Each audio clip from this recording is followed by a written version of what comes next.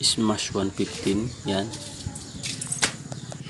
nabili ko lang siya guys, 2018 model.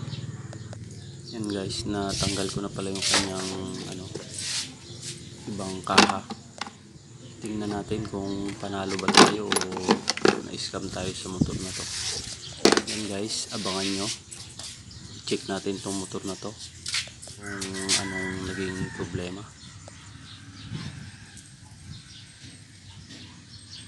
Yan guys, panibagong project natin.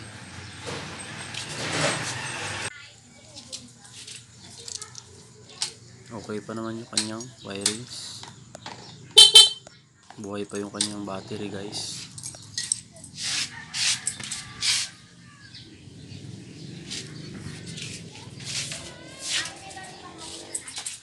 Yan guys, yung kanyang mga kaha tanggal na.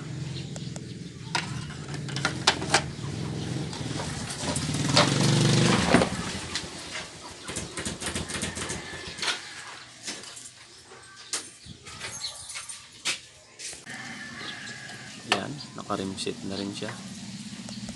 Alloy na yung rim niya guys.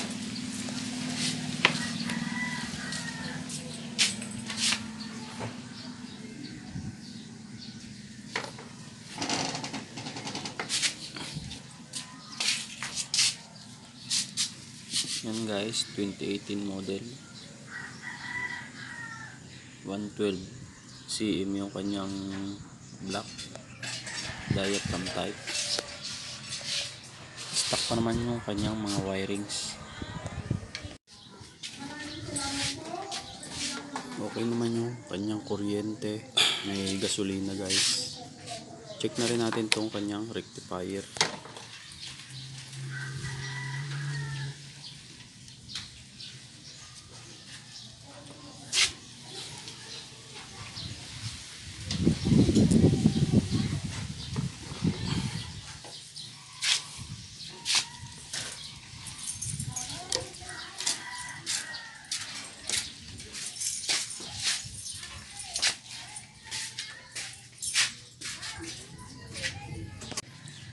Yan guys, tinanggal ko na yung karburador.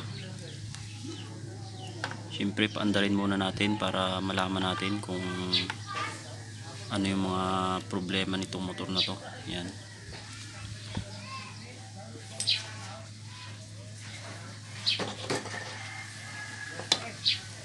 Medyo marumi na nga pala yung kanyang karburador. Yan o.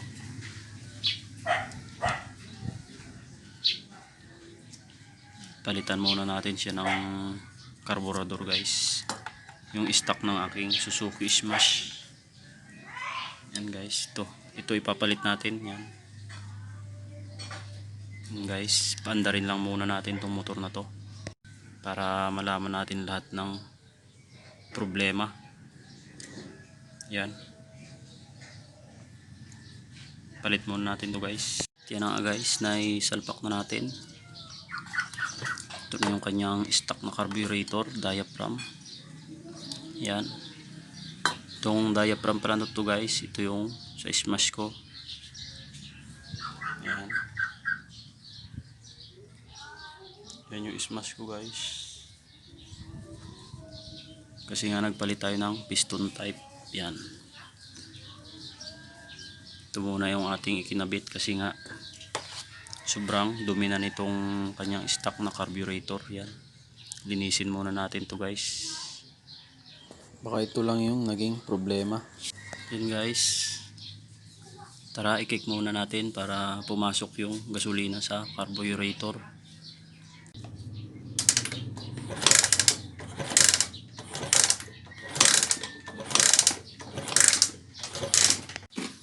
Yan nga guys, at hard starting yung ating Smash Suzuki. Umandar siya guys, kaya lang saglit lang umandar. Tsaka napansin natin na umusok na guys, kaya proceed tayo dito guys. Open natin itong kanyang block, check natin yung piston ring nya.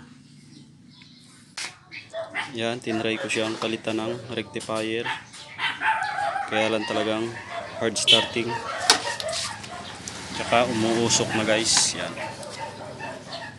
Pinalitan na rin natin siya ng carburetor.